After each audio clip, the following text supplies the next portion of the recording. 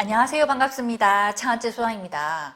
요즘 부동산 가격은 상승하고 대출은 적게 나오고 결국에는 부모님들한테 돈을 빌리는데 자금 조달 계획서를 쓰면서 증여에 걸릴까 봐 무서워하시는 분들이 있더라고요. 그래서 오늘 준비했습니다. 증여에 안 걸리고 세금 좀 덜 내는 차용 잘하는 방법 지금 시작하겠습니다. 부동산 취득 시 현금 이체는요, 증여가 원칙입니다. 현금이든 수표든 이체든 상관없어요. 전부 다 증여가 원칙이에요. 다음날 갚아도 잔금일 바로 다음날 증여세가 불안해요. 그래서 다음날 갚아버렸어요, 부모님한테. 그러면 각각 증여입니다. 온 거 증여, 간 거 증여. 증여세 폭탄됩니다. 이런 거 조심하시고요. 소득, 직업 등을 보고 증여라고도 추정할 수 있어요. 연봉이 1,000만 원인데 5억짜리 집을 샀다. 그러면 증여일 것 같죠? 저희가 수상하게 보는 건 세무서에서도 수상하게 봅니다. 자금 출처 밝히지 못하는 금액이 부동산 취득 금액의 20% 미만이면요, 증여 추정하지 않아요.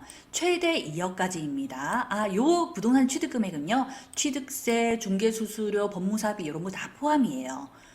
그러면 진짜로 빌리는 것처럼 차용증을 써야 돼요. 차용증 내용, 이거 형식이 따로 있는 게 아닌데, 자기 마음대로 적으셔도 되는데, 제가 빠뜨리는 거 있을까봐 이런 거 한번 적어봅니다. 형식과 내용을 갖춰야 되고요. 차용액, 얼마를 빌리냐, 언제 갚을 거냐, 어떤 방법으로 갚을 거냐, 그리고 이자는 얼마를 줄 거냐, 이자는 언제 줄 거냐, 그리고 어떻게 줄 거냐, 그리고 차용증 내용대로 요게 제일 중요합니다. 이자나 원금을 갚아야 됩니다. 그리고 상환 능력이 없는데 과도한 차용은요, 증여로 추정할 수 있어요. 미성년자나 소득이 없는 분, 이런 분들 차용할 때 못 갚을 거 알잖아요. 그러면 증여로 추정합니다. 그러면 빌리는 돈에 대해서 이자는 도대체 얼마나 줘야 될까요? 이자를 안 주면요, 그 이자 안 주는 거에 대해서 증여세가 과세될 수 있습니다. 세법상으로 이자는요, 높아요. 4.6%예요. 하지만 실제로는요, 자율적으로 정해도 됩니다. 1%를 주든 2%를 주든 상관없어요. 안 줘도 돼요. 그런데 안 주는 거에 대해서 만약에 1천만 원까지는 괜찮은데요, 1천만 원이 넘으면 그때부터 증여세가 나오기 시작합니다. 이자 1천만 원까지 제가 계산을 해보니까요, 2억 1,730만 원을 빌렸을 때 이자 안 주면 4.6%를 곱해서 1년 이자가 999만 원이 나오더라고요. 그러니까 요 금액까지 빌렸을 때 이자 안 줘도 증여세가 안 나온다 생각하시면 되는데요. 여기서 입증을 위해서는요, 나중에 이거 증여 아닙니다 라고 입증하기 위해서는요, 소액이라도 이자를 주는 게 좀 좋습니다. 의외로 차용증 적는 거 어려워하시는 분들이 있더라고요. 그래서 한번 만들어 봤습니다. 이런 내용들 적어주면 좋아요. 빌리는 날, 오늘 21년도 12월 29일 빌리는 금액은 3억 원, 한글로 숫자로 한 번씩 적어주고, 특약 이런 거 안 적어도 됩니다. 상관없어요. 뭐 저당권을 설정하겠다, 남일 경우에는 꼭 적어야겠죠. 이자율은 2%로 하고 이자 지급일은 29일로 하겠다. 그런데 2회 2번 정도 이자를 안 내면은 즉시 원금 상환을 하겠다. 이런 것들 적어주시고요. 그리고 남한테 빌려주는 것처럼 그렇게 적으시면 돼요. 상환일은 25년도, 그러니까 한 4년 정도 빌리는 거네요. 만기 일시 상환하겠다. 자, 입금 계좌는요, 부산은행 땡땡땡땡 김갑자. 채권자는요, 부모님이겠죠.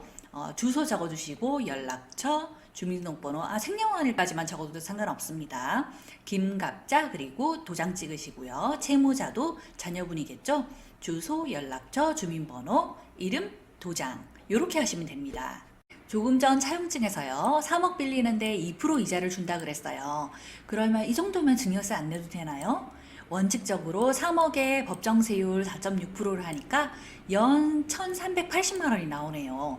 요게 이자가 1,000만 원이 넘으니까요, 만약에 무이자로 한다면 증여세 내야 돼요. 그러면 2% 계산해 보니까요, 연 600만 원이네요. 1,380만 원에서 600만 원을 빼니까 780만 원. 1,000만 원보다 작죠? 그러면 증여세를 내지 않습니다. 그런데 만약에 3억에 1%만 이자를 준다. 그러면요, 이자가 연 300만 원이잖아요. 1,380만 원에서 300만 원을 빼니까 1,080만 원, 1,000만 원이 넘네요. 그러면 넘는 부분에 대해서는 증여세를 내야 됩니다. 이런 말 들어보셨을 거예요. 3억 이하 주택 매수 시에는 자금 출처를 입증 안 해도 된다. 이런 말 들어보셨을 건데요. 증여 추정 배제 기준이 있습니다. 30세 미만은 5천만 원까지, 요건 주택 기준입니다. 30세 이상은 1억 5천만 원까지, 40세 이상은 3억까지. 요런 걸 매수하실 때 자금 출처를 입증 안 해도 됩니다. 하지만 투기과열지역은 어떤 금액이든 간에 자금 출처 입증해야 되죠. 그리고 기타 자산으로는요, 뭐 주식이나 현금 요런 것들 각각 5천만 원씩, 채무 상환 5천만 원씩 요런 것 정도는요, 자금 출처 입증 안 해도 됩니다. 총액이 있어요. 30세 미만은 1억까지, 30세 이상은 2억까지, 40세 이상은 최대 4억까지입니다. 하지만 이게 증여세를 안 낸다는 소리는 아니에요. 3억의 집을 사는데 그 전날 3억이 입금됐다. 그러면 그런 사실이 확인되면요, 증여세 내야 됩니다. 자, 차용증을 잘 썼어요. 그런데 꼭 공증 받아야 되나요? 요거 물어보시는 분들이 있더라고요. 법무사에서 공증 받으셔도 되지만요, 가족 간에 이거 돈 빌린 거예요, 증여 아니에요 라는 증거로 쓰실 거면요, 굳이 공증 받지 않으셔도 됩니다. 수수료가 있어요. 어떤 곳은 한 건당 한 10만 원 정도 요구하는 것도 있더라고요. 너무 비싸죠? 금액에 따라서 조금 더 차등이 있습니다. 자, 우체국 내용증명 이런 것도 비슷한 효과를 내요. 언제 내가 빌렸다라는 거 날짜가 찍히잖아요. 요거는 한 5천 원 정도. 하지만 타인이라면 어떨까요? 돈 빌려준 사람이 타인이에요. 돈 빌린 사람이 타인입니다. 그러면은 무조건 확실하게 공증 받아야 되죠. 강제 집행도 허용하겠다, 경매로도 넘기겠다, 뭐 이런 문구들 꼭 기재해서요, 법적인 효력 인정받아야 됩니다. 그러면 차용증만 잘 쓰면 증여 아닌 걸로 인정이 될까요? 국세청에서는요, 아까 말했듯이 원칙적으로 부모 자식 간의 금전대차는요, 증여로 추정을 합니다. 차용증에 기재한 내용과 일치하게 이자도 내고 원금도 상환하고 이런 것들요, 이체 내역서 요거 꼭 보관하세요. 원금 상환했다고 증거자료 버리시는 분들이 있어요. 그러지 마시군요. 10년은 꼭 보관하시기 바랍니다. 증여나 상속 같은 경우에는 몇 년 지나서 조사가 나오기도 합니다.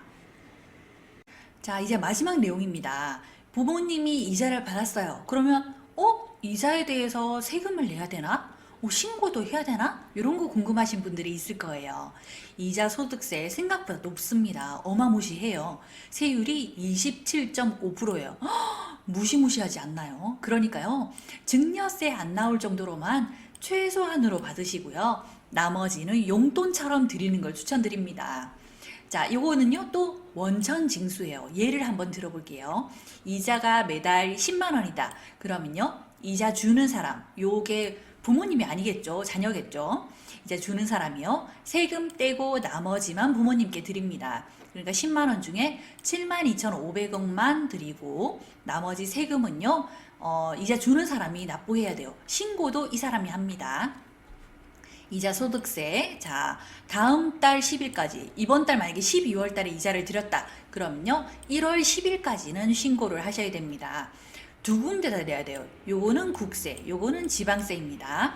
국세에서 25%, 지방세에서 국세의 10%, 그러니까 2.5% 이렇게 신고하고 내시면 되는데요. 신고 방법은 국세는 국세청에 신고 누르시고 원천세 누르고 정기신고 작성하면은 뭐 주민등록번호, 주소 막 적으라는 게 있어요. 그런 거 딱 적으시면 되고요. 그리고 지방세는요, 위택스라고 있습니다. 신고하기 버튼 누르고 지방소득세, 특별징수, 당권 납부 이렇게 하면 또 주민등록번호, 주소, 이름 막 적으라고 해요. 그렇게 신고하시면 됩니다. 이 영상이 좋으셨다면 구독 눌러주시면 저에게 정말 큰 힘이 됩니다. 지금까지 구독해주신 분들 정말 감사합니다. 그리고 제가 가끔 실수할 수도 있어요. 그러면 답글에 오류 수정해 주시고요. 너그러이 용서해 주시기 바랍니다. 저는 다음번에 또 다른 내용으로 오겠습니다. 시청해 주셔서 감사합니다.